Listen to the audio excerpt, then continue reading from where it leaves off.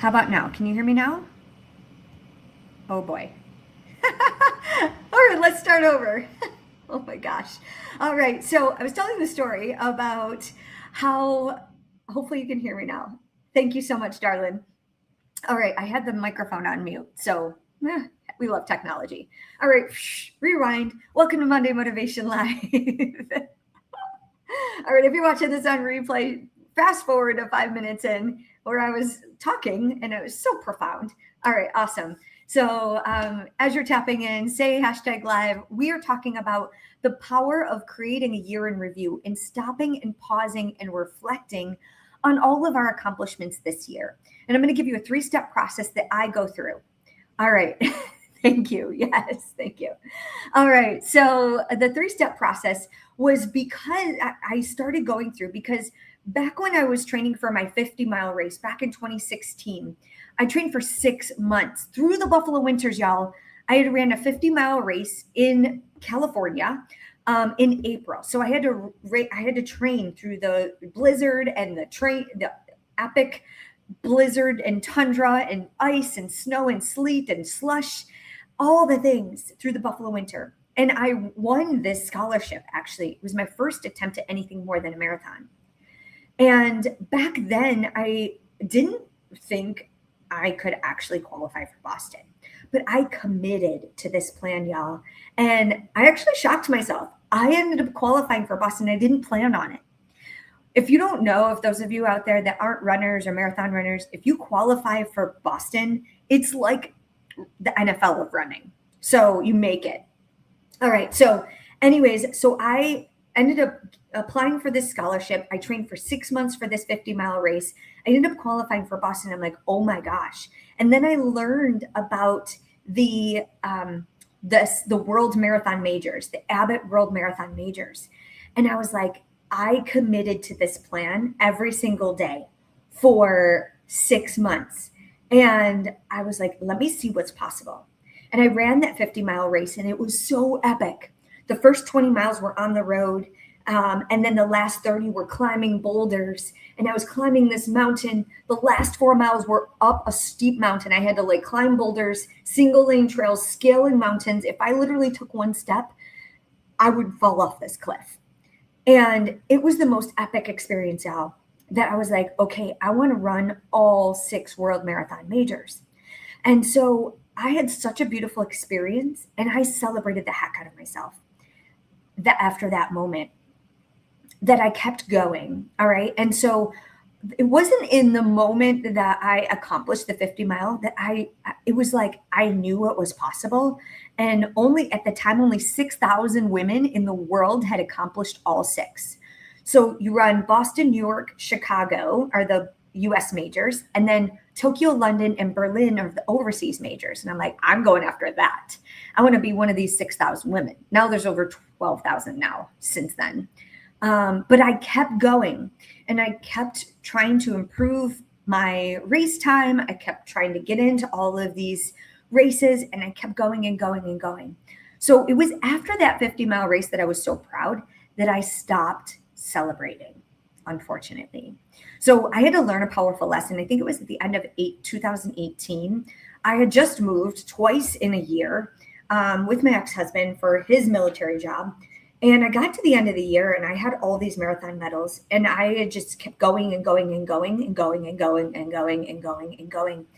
And I didn't stop and smell the roses. And so I looked down at my medals. I had finished like 8 marathons in a year, y'all. Some people don't do 1 in a year. I did 8. I was constantly training. I was constantly going for that next medal and that next accomplishment in pursuit of this big goal. And so I looked back and I should have been so proud at every step, every marathon, every finish line, but I was depressed.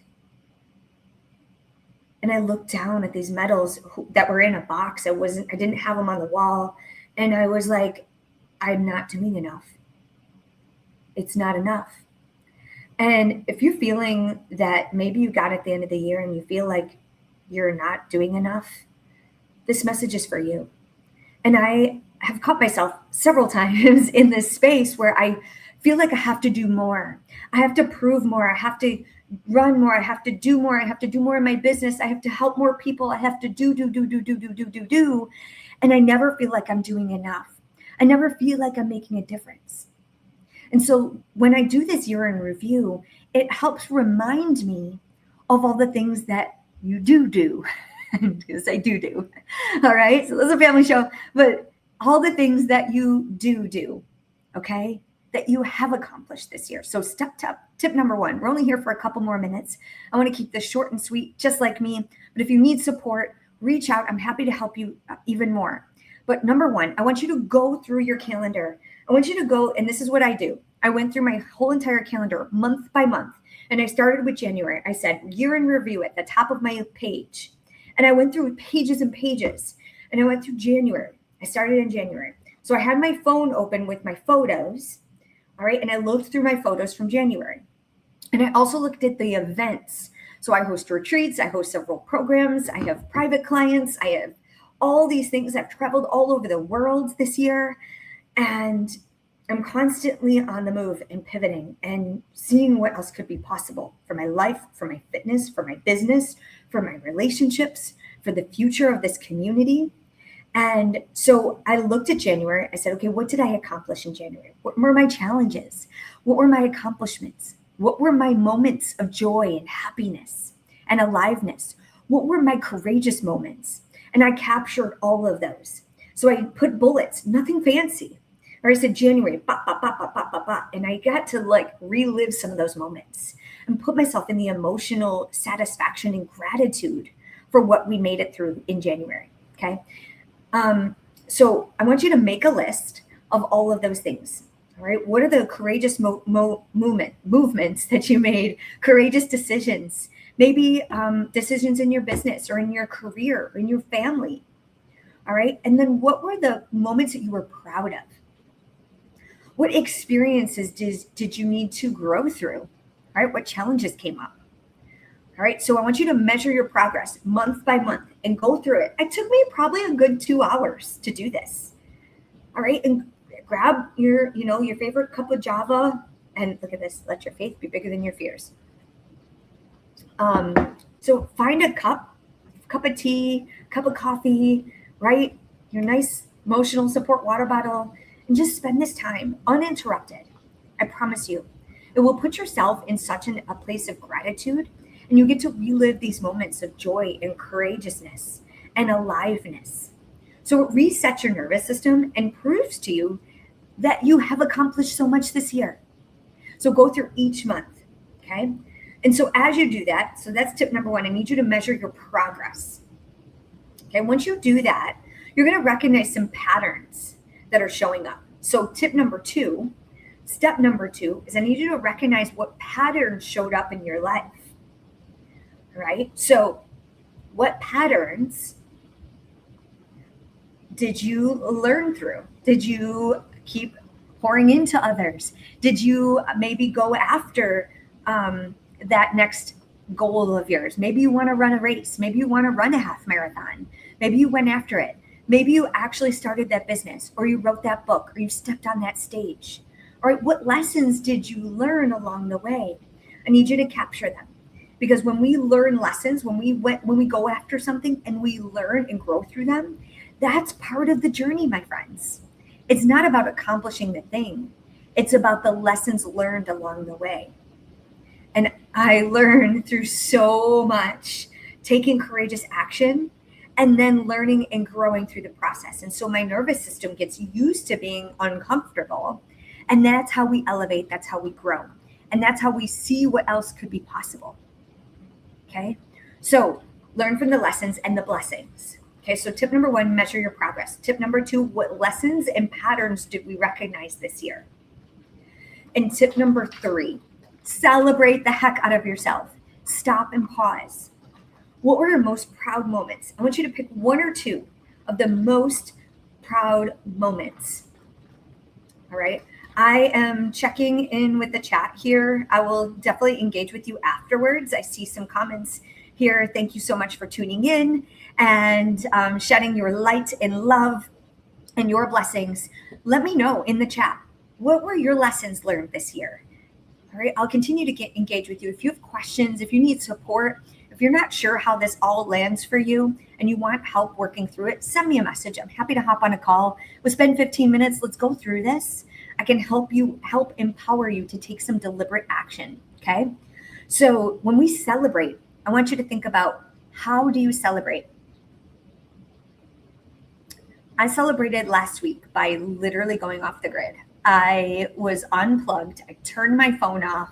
I literally stayed in the presence of nature and my breath and a community and just the beauty of the presence of being and feeling so accomplished and ready to take on the next chapter of 2026. More empowered, stronger, more fierce, more determined, being able to grow and go through the things that we're growing through. And I celebrate every step of the way, even the hard things. And I started a nonprofit this year. I spent the last 6 months in Roatan. I have been able to impact and empower so many people by living happier and healthier, and by just calming the nervous system, being on the beach, surrounded by nature and the beauty of the Caribbean, and just quieting the noise and getting back to the truth of who you are, to the core.